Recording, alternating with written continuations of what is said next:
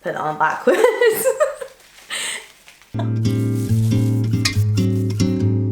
Hello everyone and welcome to this week's video.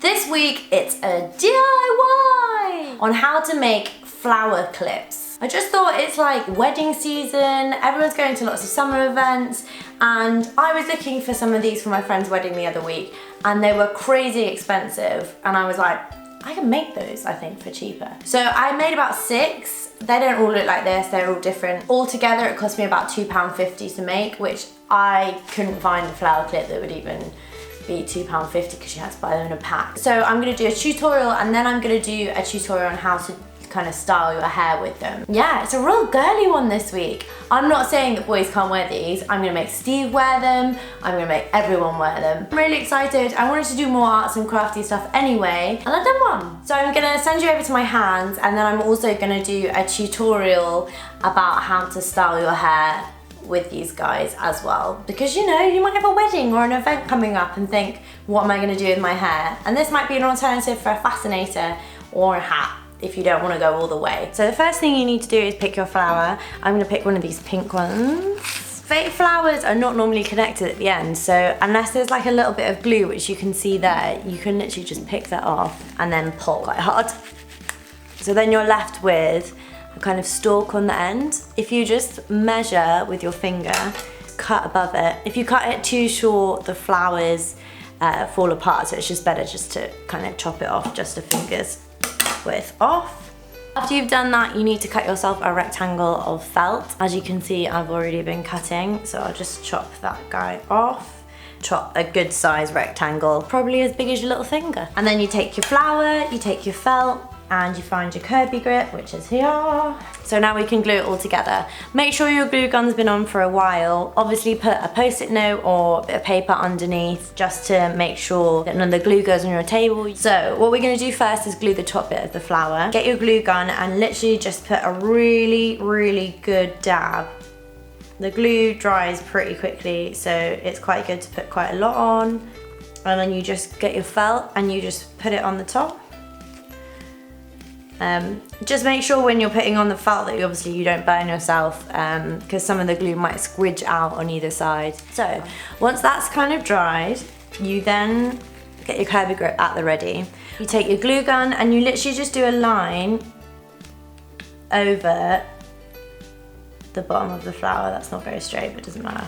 And then you grab your Kirby grip and you literally, with it facing outwards away from the other line of the felt, you just put your Kirby grip down into the thing. Gotta wait a couple of minutes until it is cooled, and then repeat on the other side. So line of glue, fold that guy over.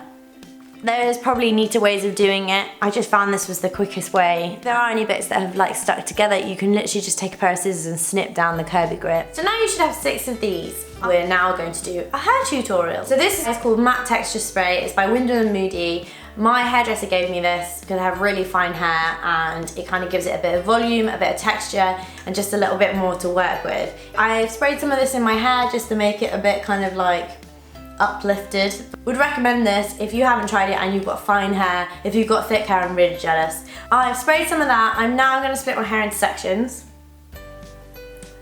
Ta-da! Just in half. Yep, I am a basic person. And then the first thing I'm going to do is actually just plait down this side of my hair. So once you've got your plait, I like to I think it's called pancaking. Basically when you pull it apart, and obviously hold on to the end because otherwise it's gonna come apart. I wore my hair in plaits when Steve and I got married, and obviously I've got really fine hair.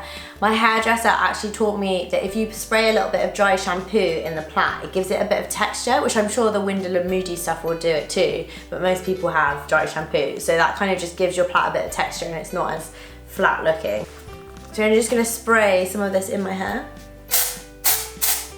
and on my clothes. And there you go. So my hair has got enough product in it that it will probably just stay and chill there. You then take your left hand side, the opposite side that you've done your plait in, and just do a really quick, rough plait. Freaking love a plait.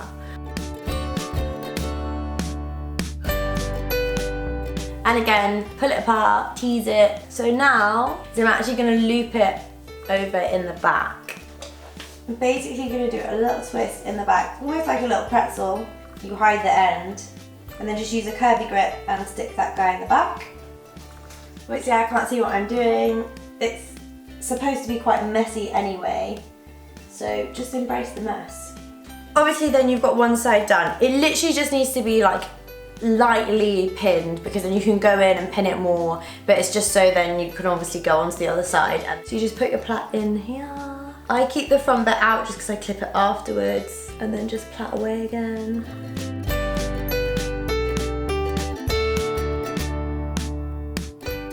And then pancake it. I'll just mess it up a bit. So then you take this guy around the back as well, and I actually end up looping them just so they look connected.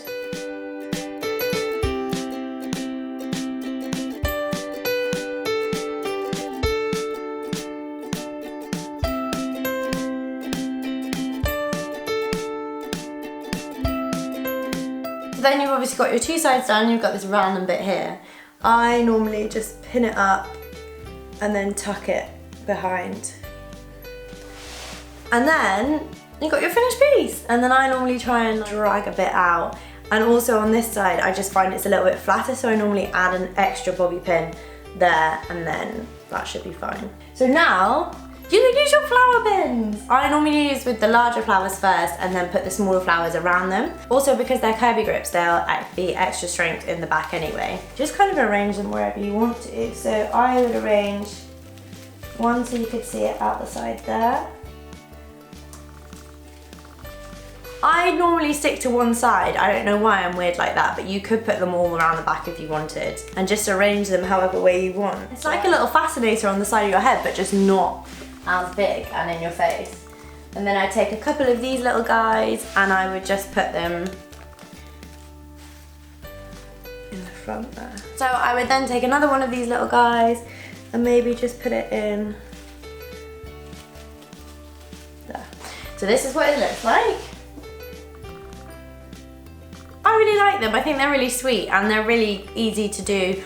Obviously, if you've just made them, don't then stick them in your hair because they'll have glue and the glue will be hot. Wait until it's cooled, and there you go. Flower fun for your hair. I really enjoyed doing it. It's something different, and you made it yourself, which is awesome.